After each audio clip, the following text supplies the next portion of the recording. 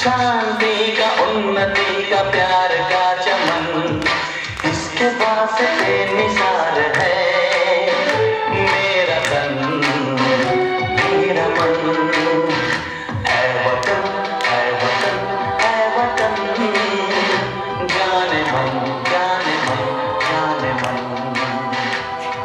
मेरा मुल्क, मेरा देश, मेरा ये वतन, शांति का, उन्नति का, प्यार का चमन। मेरी बात पूरे 60 साल, जी हाँ, पूरे 60 सालों के बाद आज मैं अपनी मातृभूमि के दर्शन करने आया। जब मैं केवल 20 साल का था तब पिताजी ने मुझे उच्च शिक्षा के लिए अमेरिका भेज दिया। वो चाहते थे कि मैं पढ़ लिख कर खूब नाम कमाऊं। जब मैं यहाँ से अमेरिका गया तब मैं 20 साल का नौजवान था। मेरे रगों में ताजा खून बह रहा था, शरीर में ऊर्जा और उत्साह। सबकी आकांक्षाओं और अपेक्षाओं के लिए मैं अमेरिका गया। वहां जाके मैंने खूब पढ़ाई करी, खूब मेहनत करी। वहां मुझे अच्छी नौकरी भी मिल गई। खूब नौकरी करी, जी लगा के नौकरी करी। सैलरी भी अच्छी खासी मिलती थी। जीवन व्यवस्थित कट रहा था, अच्छे से चल रहा था। लेकिन अचानक मन में एक कसक सी थी कि नहीं, कुछ बड़ा करना है, कुछ अलग करना है। सो अपना व्यवसाय शुरू किया। व्यवसाय भी चल निकला, अच्छा खासा व्यवसाय चल रहा था। लेकिन तभी अचानक वहां के एक बड़े इंडस्ट्रियलिस्ट की नजर मुझ पर पड़ी। वो मेरी मेहनत, लगन और सबसे बड़ी बात भारतीय संस्कारों को देखकर मुझ पर आकर्षित हो गए और अपनी कंपनी में मुझे बुला लिया और मुझे अपना पार्टनर बना लिया। भाई पार्टनर।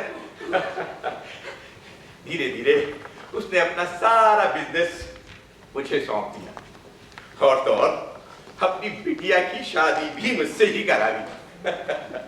सौभाग्य से मेरी पत्नी सुंदर, सुशील और भारतीय संस्कारों को मानने वाली थी। सुंदरता में उसका तो कोई सानी ही नहीं था। अपना सानी वो अपने आप ही थी। उसके मन में आने वाले विचारों में मैं न हूं, ऐसा हो ही नहीं सकता था। मैं उस पर तन मन धन से आकर्षित। वो मेरी सर्वस्व थी। मेरे 3 बेटे थे, तीनों ही हष्ट पुष्ट, सुंदर और आज्ञाकारी। उन्होंने मेरे व्यवसाय को और चार लगा दी। मेरे पास सपाट धन दौलत थी। खूब पैसा बनाया मैंने, खूब पैसा बनाया, खूब दौलत बनाई और उस दौलत से आनंद भी मन माफिक तरीके से मिला।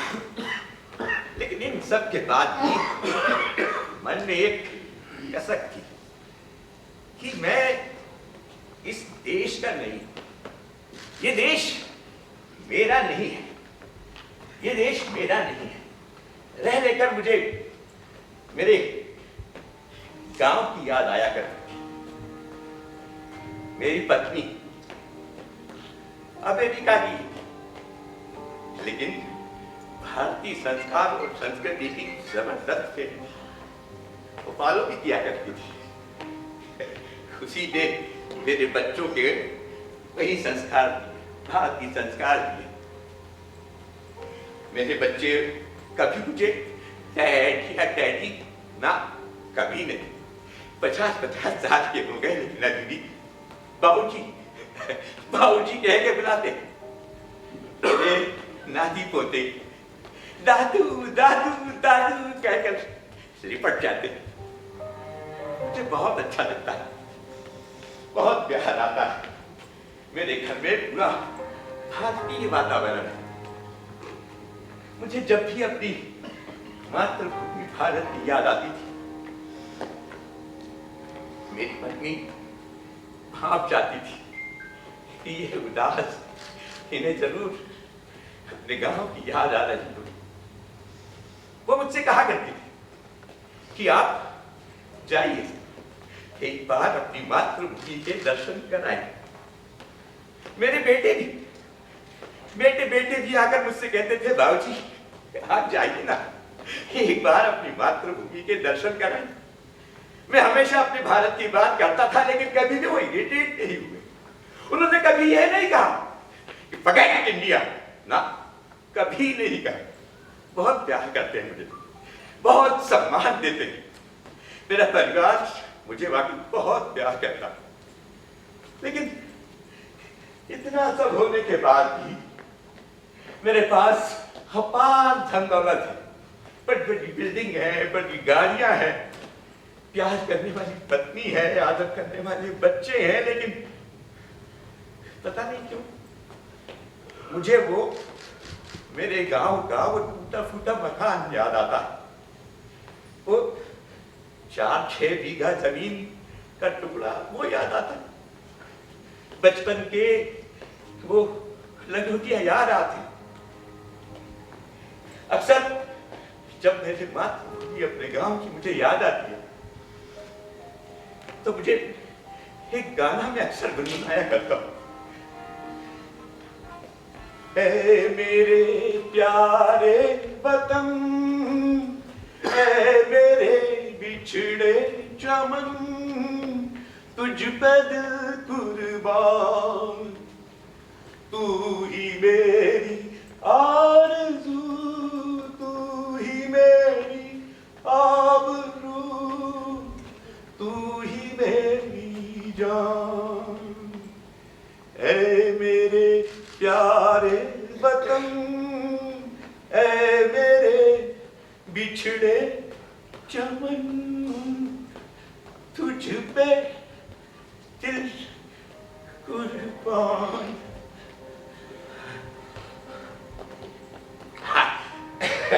मैं मुंबई एयरपोर्ट पर उतरा। मुंबई एयरपोर्ट पर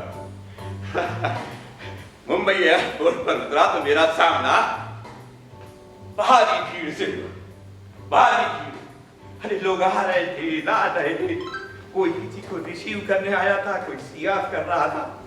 लोग एक दूसरे से गले मिलकर बिछुड़ रहे थे। मुझे बड़ा अच्छा लगा। अरे यहाँ मेरी भारतीय संस्कृति तो निर्धारित, ना कोई किसी के पांव छू रहा, ना कोई किसी को आशीर्वाद दे रहा। मुझे लगा मेरा देश बदल रहा है, मेरा देश बदल रहा है। एयरपोर्ट से बाहर निकला और टैक्सी लेकर सीधा विक्टोरिया टर्मिनल पहुंचा। विक्टोरिया टर्मिनल जो छत्रपति शिवाजी टर्मिनल के नाम से जाना जाता, मुझे बड़ा अच्छा लगा, बहुत अच्छा लगा। अरे गुलामी की निशानियों को मिटाने की बहुत अच्छा तरीका था, बहुत अच्छा तरीका। मैं स्टेशन पर इंक्वायरी के लिए भटक रहा था, इधर उधर से इधर। लोग मुझे अजीब निगाहों से देख रहे, लेकिन कोई मदद नहीं। किससे पूछूं? हजारों की भीड़, लेकिन सब अकेले, सब अकेले। अचानक मुझे एक काला कोट पहना हुआ अपना टीसी दिखाई दी। मैंने उससे पूछा, भाई मुझे मेरे गांव के पास जाने वाली ट्रेन की जानकारी। वो लड़का बड़ा अच्छा था। उसने कहा हाँ, उस टीसी ने कहा कि मेरी उसी ट्रेन में ड्यूटी, आप चाहिए मैं आपको जगह दिलवाता हूँ, बर्थ दिलवाता हूँ। उसने मुझे बाकायदा ट्रेन में ले जाकर बर्थ दिलवा दी। और हाँ, इस काम के लिए उसने कोई एक्स्ट्रा पैसा नहीं लिया। मुझे बड़ा संतोष हुआ कि हाँ, ये मेरा देश, यहाँ बुजुर्गों का सम्मान करना, मदद करना आखिर भी बदस्तूरदारी, बदस्तूरदारी। ट्रेन में बैठकर मैं अपने गांव की तरफ चल निकला। मन खुशी से उछाले था। खिड़की से बाहर देखते समय बड़ा आनंद आ रहा, मन प्रसन्न हो रहा। बड़ी बड़ी गगनचुंबी इमारतें, हाँ हाँ हाँ, चौड़ी चौड़ी सड़कें, उस पर गाड़ियों का रदम है, छोटी बड़ी मर्सिडीज, कई प्रकार की गाड़ियां दौड़ रही, बड़ा आनंद आ रहा। पास में थोड़ी सी आगे जाने के बाद इंडस्ट्रियल एरिया पर, हाँ हाँ, खूब बड़ी बड़ी इंडस्ट्रीज लाइन से, प्रसन्नित, मेरा देश तरक्की कर रहा, हाँ, बदल रहा है मेरा देश। रेल थोड़ी और आगे चलती, शहर से थोड़ी आगे निकलने के बाद खेत, खलिहान, नदी, पहाड़, मन एकदम आनंदित हो गया। पुराने दिन याद आ गए, खिड़की में से बैठे बैठे वो पीछे दौड़ते था, नदियां, आनंद आ गया। जैसे जैसे ट्रेन मेरे गांव के पास वाले शहर की तरफ बढ़ रहे, मन प्रसन्न हो रहा, मन में इतने खुशी के विचार आ रहे कि मैं अब अपने घर जाऊंगा, अपने पुराने दोस्तों से मिलूंगा। बहुत आनंदमय वातावरण। गांव के पास वाले शहर पर गाड़ी रुकी और मैं भी ट्रेन से उतरा। ट्रेन से उतरकर पैदल ही अपने गांव की तरफ बढ़ चला। 80 साल का बूढ़ा, हाँ, 80 साल का बूढ़ा मैं 8 साल के बच्चे की तरह दौड़ लगाता हुआ चला जा रहा था। हाँ, बहुत आनंद आ रहा था, मन खुशी से झूम रहा था। अब मैं अपना मकान देखूंगा, अपने बच्चों के साथियों से मिलूंगा, अपना स्कूल देखूंगा। हाँ हाँ, बहुत आनंद आ रहा था। रास्ते में पड़ने वाली हर जगह, हर वस्तु को आंखें फाड़ फाड़ कर देख रहा था।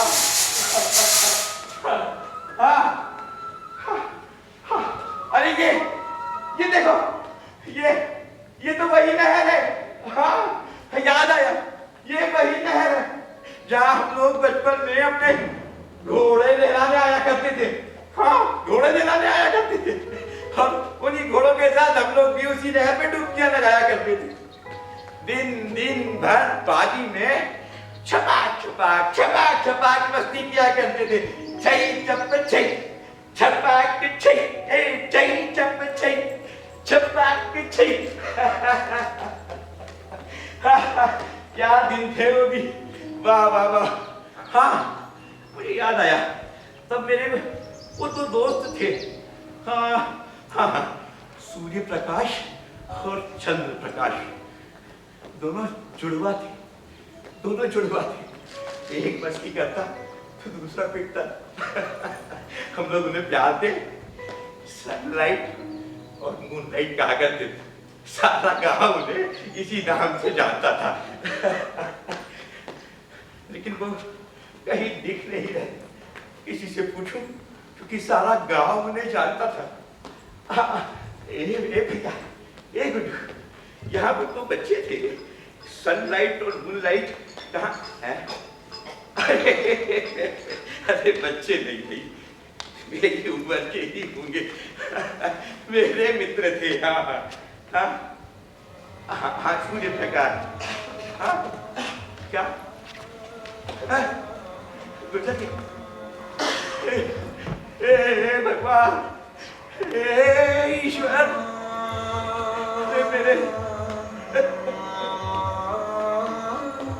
मेरे तो बहुत अच्छे दोस्त मुझसे बिछड़ गए। कितने प्यारे थे दोस्त तुम।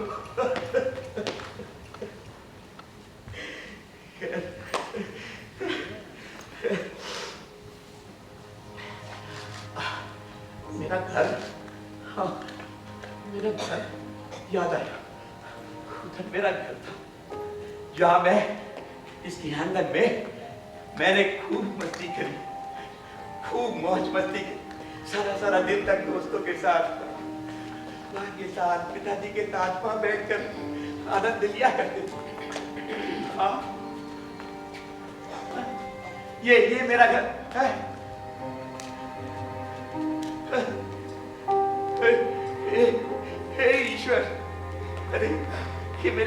क्या हालात हो गए। अरे ये तो फूट के खंडर मिट्टी का ढेर हो गया। अरे इसी घर में तो मैंने पूरा बचपन गुजारा। ये मेरा घर, मुझे याद आया मेरे बाबूजी ने इसी घर के पास में एक अखाड़ा बनवा दिया था। अखाड़ा बनवाया था उन्होंने, और हम सारे बच्चों को और मित्रों को कहा करते थे, बेटा वर्जिश करो, खूब वर्जिश करा करो। क्योंकि वो हमेशा एक बात कहा करते, स्वस्थ तन स्वस्थ मन, यही है सबसे बड़ा धन। हाँ, सबसे बड़ा धन। वो अक्सर ये कहा करते थे, और हम लोगों से वर्जिश करवाया करते थे, हमसे दंड में ढकलवाया करते थे। हाँ, हम सब मित्रों में एक बल्लू था, बल्लू। हाँ, याद आया, बल्लू। हम लोग सब प्यार से उसे बल्लू कहते थे। था उसका बलवत। वो हम सब मित्रों में सबसे तंदुरुस्त था। बाद में वो सेना में भर्ती हो गया था, सेना में। लेकिन कुछ सालों पहले उसकी भी खबर आई थी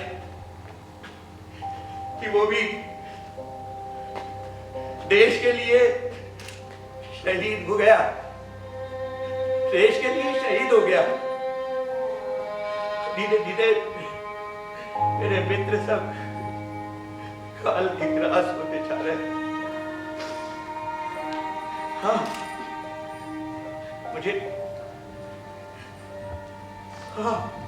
स्कूल देखो, स्कूल चलता। ये हमारे विद्यालय का ये शासकीय विद्यालय, ये विद्यालय है। अरे इसमें ये बीमार थे, निर्बल थे। अरे ये फटे पुराने कपड़े पहने ये बच्चे कौन बैठे, रोनी सूरत ये हुए। अरे ये कैसा स्कूल है भाई, ये शासकीय स्कूल के क्या हालत हो गई। न बैठने की ठीक सी जगह है, न बच्चों के पास ढंग के कपड़े हैं, न किताबें हैं। क्या पढ़ते हो? हे ईश्वर, ना ना ना, मैंने ऐसे देश की कल्पना तो नहीं करी थी भाई। मेरा देश बदल रहा है, मेरा देश बदल रहा है। अरे मेरे समय में बच्चे कैसे तंदुरुस्त हुआ करते थे, ऐसे लाल लाल गाल हुआ करते थे उनके। पर ये ना, ये मेरा देश नहीं हो सकता। मेरा देश बदल रहा है, मेरा देश बदल रहा है।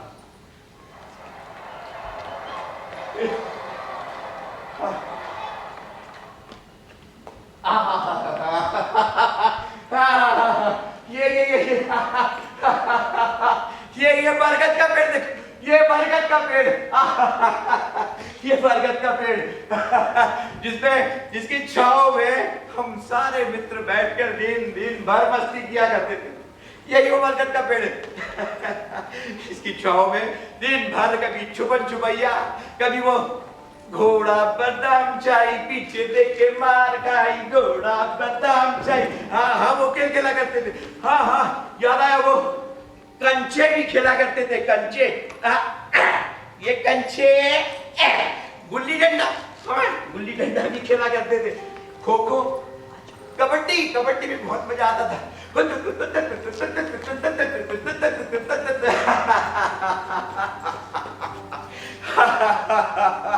क्या आनंद के दिन थे। वाह, मेरे सारे मित्र मेरे गले में हाथ डालकर घूमने वाले हम सब मित्रों की टोली। क्या आनंद के दिन भी था। ये बरगद का पेड़ है ना, यही बरगद का पेड़, इसकी शाखाओं को पकड़कर हम लोग शिखर पर पहुंचता करते थे। हम सब मित्रों में शिखर पर पहुंचने की प्रतियोगिता हुआ करती थी। इसी बरगद की ये लताएं है ना, इनको पकड़ के दिन भर झूला किया करते थे। बहुत आनंद आता था। वाह, क्या दिन थे भाई। ये शोर कहाँ से है? ये शोर कहाँ से है? ए, क्या हो रहा भाई?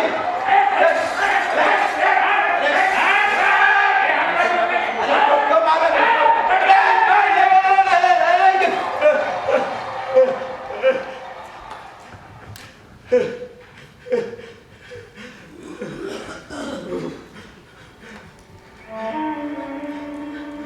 ये मेरा देश नहीं हो सकता। ना, ना, ना।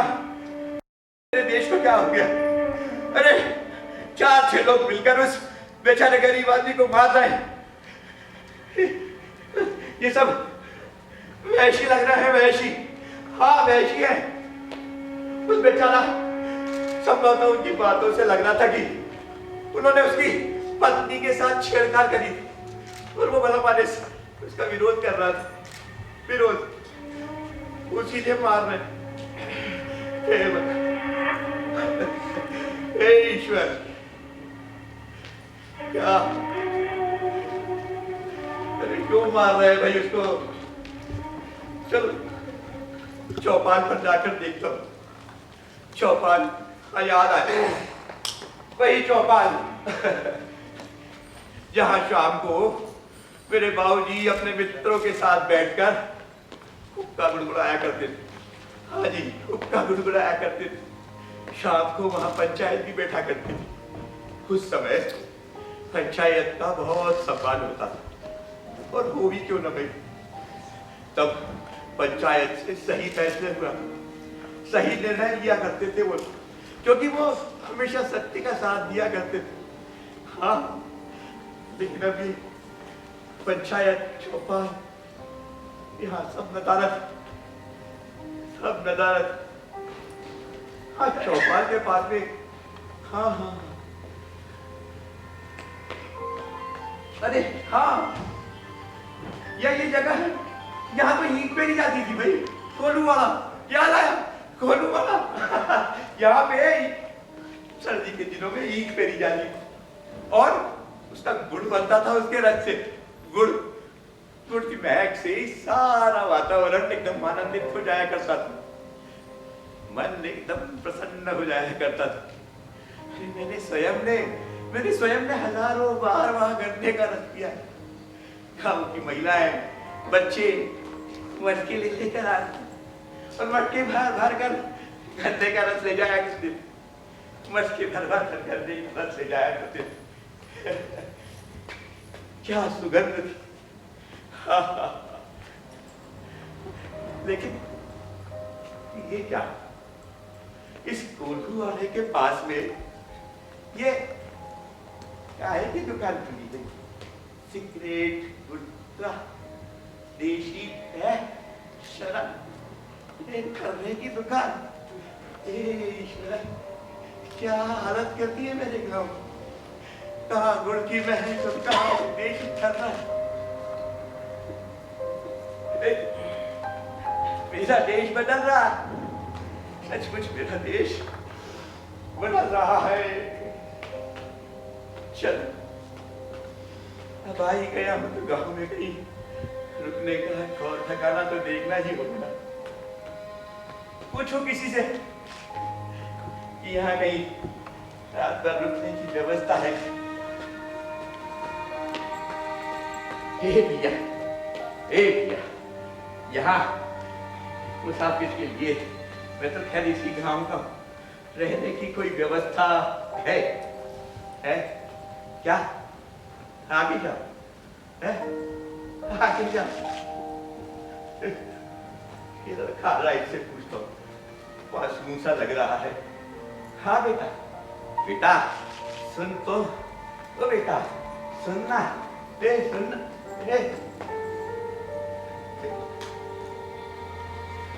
कोई जवाब ही नहीं देता।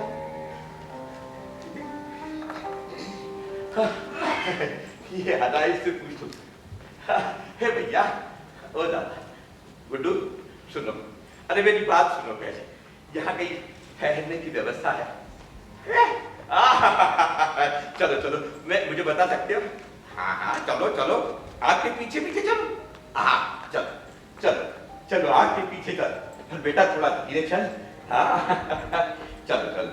हाँ चलो। कहाँ बता देंगे आप ना? हाँ हाँ बिल्कुल। क्या मैं अपना बैग आपको दे दूं? अरे वाह बेटा वाह, क्या बात है। मेरे देश की संस्कृति अभी जिंदा। ये ले, ये पकड़। ले बेटा ले। हाँ हाँ हाँ, पर थोड़ा थोड़ा धीरे धीरे चलना। हाँ हाँ हाँ, चल चल मैं चल चल। अरे धीरे चल।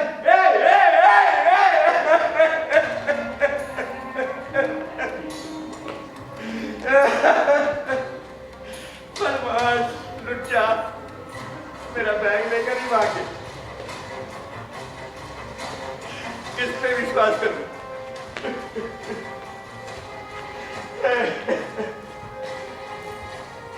मेरा बैग लेकर ही भाग। भागना थे ना, ना, मैं अब यहां नहीं रुकूं। मैं यहां नहीं रुकूं। मैं वापस अपने देश चला जाऊं, अमेरिका चला जाऊं, वहीं पत्नी और बच्चों के साथ रहूं। ना ना, मैं नहीं रहूंगा ना। चलूं, लेकिन रात भर कहीं रुकने की व्यवस्था तो देखनी ही। कहाँ जाऊं? हाँ, गांव के समुद्र पे तो जा ही सकता हूं। रात भर देखता हूं, वही काटूंगा।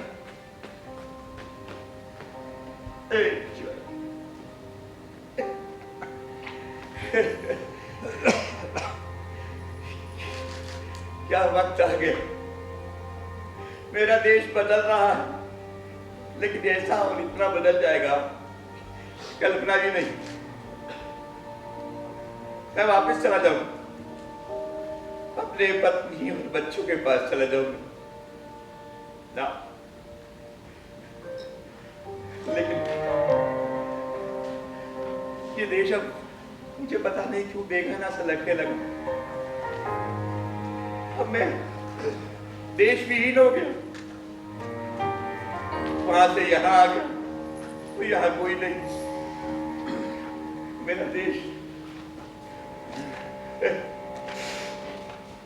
खैर, कल सुबह पहली गाड़ी से वापिस अपने चला जाऊं, लेकिन रात भर तो मुझे ना काटना ही हो।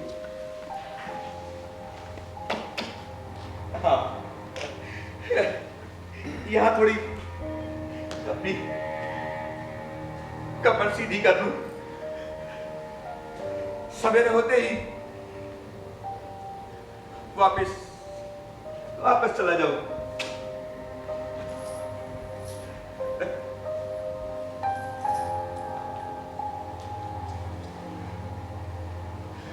ईश्वर, कैसे कैसे लोगों से पाला पड़ता है, कभी कल्पना भी नहीं की।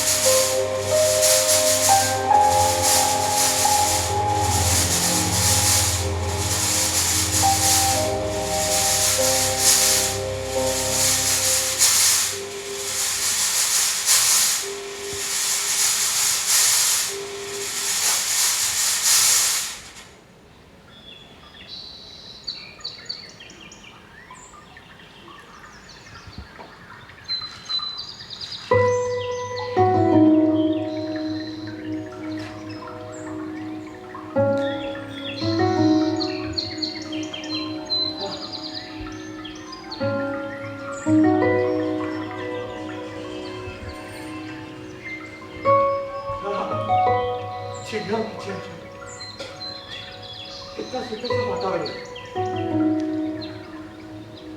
हाँ, अरे ये महिलाओं की आवाज, ये भजन गाने की आवाज। हाँ हाँ हाँ, मुझे याद आया मुझे। बचपन में गांव में ऐसे ही महिलाओं का समूह डगरी लिए नदी किनारे जाता था, भजन गाने में जाते थे। अरे ये पुरुषों का समूह, ये धोती पहने, हाथ में कमंडल लिए, बिल्कुल ऐसा ही तो होता था। बचपन की सारी याद आ गई। हाँ, याद आया। मेरे गांव से 5-6 मील की दूरी पर पतित पावनी गंगा नदी बहा करती थी। वही गंगा नदी जिसमें डुबकी लगाना हर भारतीय अपना सौभाग्य समझता था। हाँ, वही पतित पावनी गंगा। मैं देखूं ये पुरुष कहाँ जा रहा है।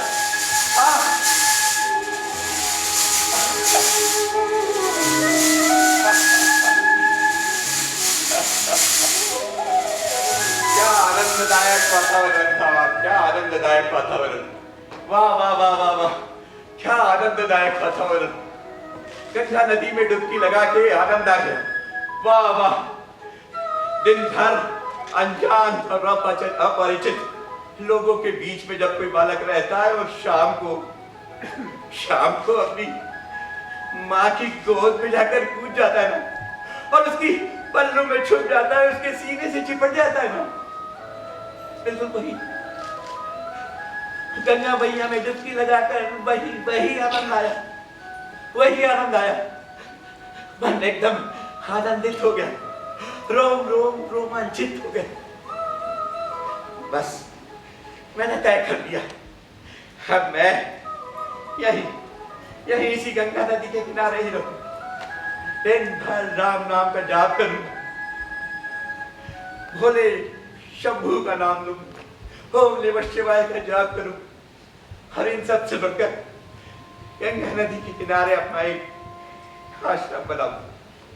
उस आश्रम में गरीब और जरूरतमंदों दर्शनार्थियों की मदद करूं, बिल्कुल तय कर लिया। हाँ,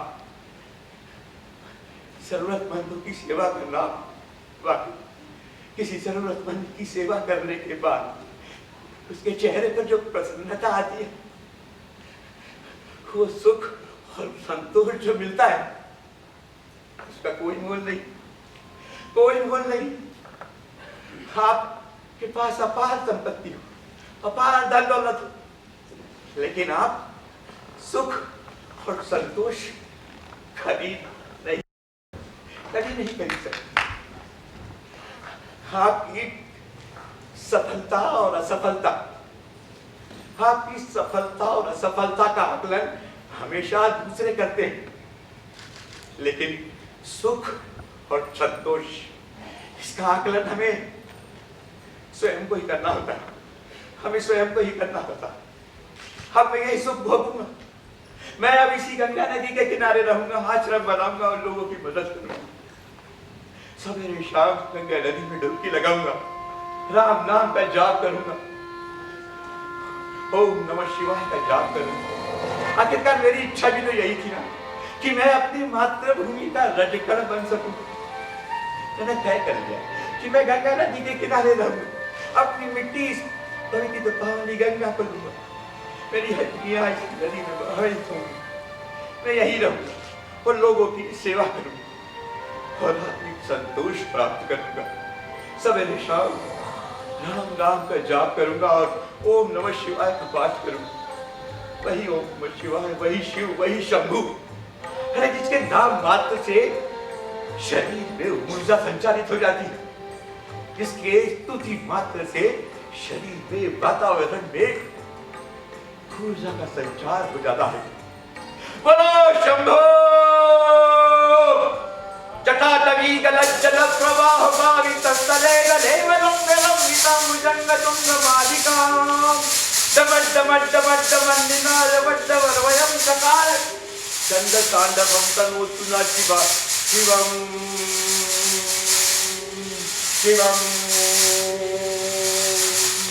शिवम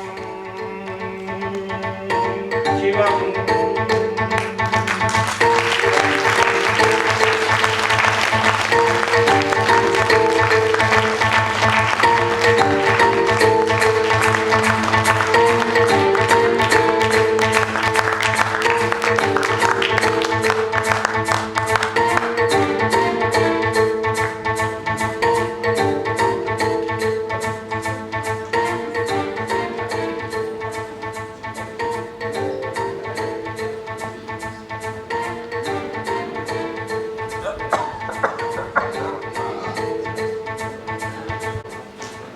मातृभूमि को वंदन करने वाली कहानी अभी आपने देखी। आइए अब जीवन के कुछ नए ही रंगों को देखते हैं। इंसान जितना प्यार अपनी जन्मभूमि को